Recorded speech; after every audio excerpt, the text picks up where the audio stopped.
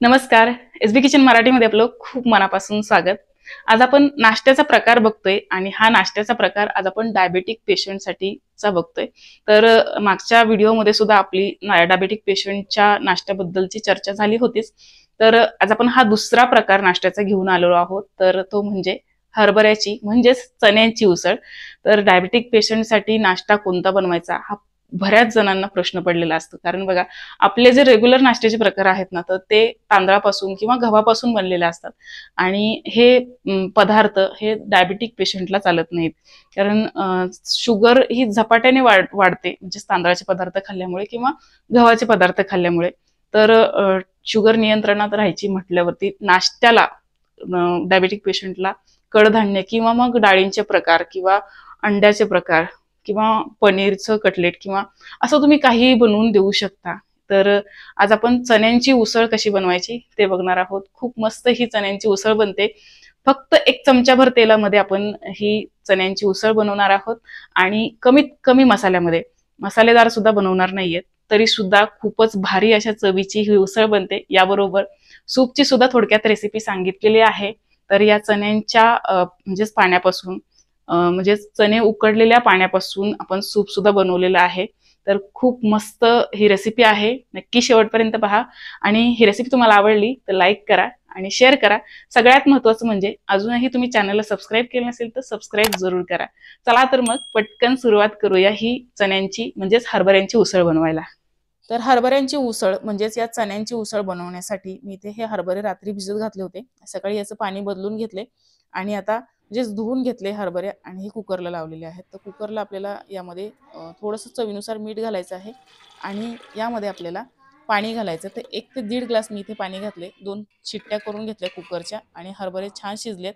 आता पाणी वेगळं आणि हरभरे वेगळे करून घेऊया. तर हरभरे इथे वेगळे केलेले आहेत, पाणी वेगळं केलेलं आहे. या पाण्याचं आपल्याला सूप बनवायचंय. तर हा हरभऱ्यांचा स्टॉक शिल्लक राहिलेला आहे, त्याचं सूप बनवून घेतले. तर मी काय केलंय तर 1 चमचाभर तेलामध्ये फक्त पाव चमचापेक्षा पण कमी जिरं घातलं. जिऱ्याची फोडणी दिली. त्यामध्ये आलं आणि लसूण ठेचलेला घातलाय. आलं आणि लसूण पाव चमचा घेतलाय आणि थोडासा कांदा घालून छान परतून घेतलं. यामध्ये पाव चमच्यापेक्षा पण कमी कांदा लसूण मसाला घातलाय आणि हळद पावडर किंचित घातली. थोडंसं हिंग सुद्धा घातले आणि हे सूप बनवून तयार केले. तर खूप मस्त हे सूप बनतं.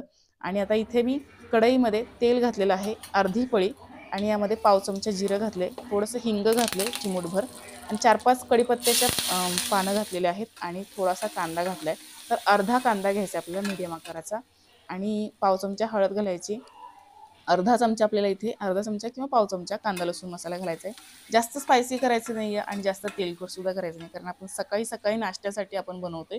आणि हा नाश्ता तुम्ही डायबिटिक पेशंटसाठी बनवू शकता किंवा मग आपला रेग्युलर तुमच्यासाठी सुद्धा म्हणजे इतर व्यक्तींसाठी सुद्धा हा नाश्ता बनवू शकता. खूप छान हा नाश्ता बनतो आणि खूप हेल्दी आहे. प्रोटीन्स भरपूर प्रमाणामध्ये आहेत, फायबर्स जास्त प्रमाणामध्ये आहेत. त्यामुळे हा नाश्ता खूपच हेल्दी असा आहे. तर हा नाश्ता तुम्ही नक्की ट्राय करा. ही हरभऱ्यांची उसळ नक्की ट्राय करा. यामध्ये थोडीशी कोथिंबीर घातली आणि झाकण ठेवून याला 1 मिनिटभर फक्त आपल्याला लो फ्लेमवरती वाफ द्यायची आहे. खूप मस्त ही चण्यांची उसळ बनून तयार होते, हरभऱ्याची उसळ बनून तयार होते. तर तुम्ही बघू शकताय. थोडंसं याला मिक्स करून घेऊया आणि गॅस बंद केलेला आहे आणि हरभऱ्यांची उसळ बनवून तयार झाली, सर्व केलेली आहे.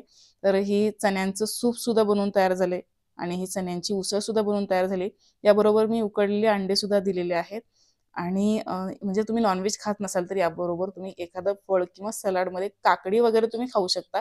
याच्यावरती लिंबू पिळायचे, थोडासा कांदा घालायचा आहे आणि मस्त एन्जॉय करायचं आहे. खूप भारी लागतं हे आणि हे कॉम्बिनेशन पण खूप छान आहे. सूप सुद्धा एकीकडे घ्यायचे आणि मस्त ही हरभऱ्यांची उसळ बनवलेली खायची. खूप भारी नाश्ता बनतो, खूपच मस्त लागतो आणि खूप हेल्दी असा आहे.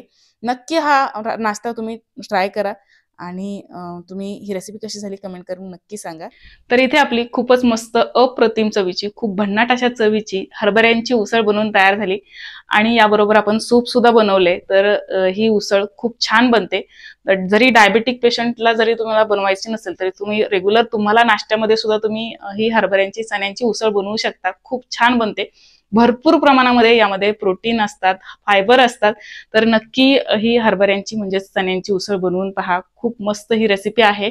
कमीत कमी तेलकट आणि म्हणजेच फक्त चमचाभर तेलामध्ये आपण ही हरभऱ्यांची उसळ बनवली आणि कमी मसालेदार ही उसळ बनते. तर खूप छान रेसिपी आहे, नक्की ट्राय करा. आणि ही रेसिपी तुम्हाला आवडली असेल तर लाईक करा, शेअर करा आणि सगळ्यात महत्त्वाचं म्हणजे चॅनलला सबस्क्राईब करायला विसरू नका. चला तर मग भेटूया पुन्हा एकदा अशाच छानशा रेसिपी सोबत. तोपर्यंत धन्यवाद.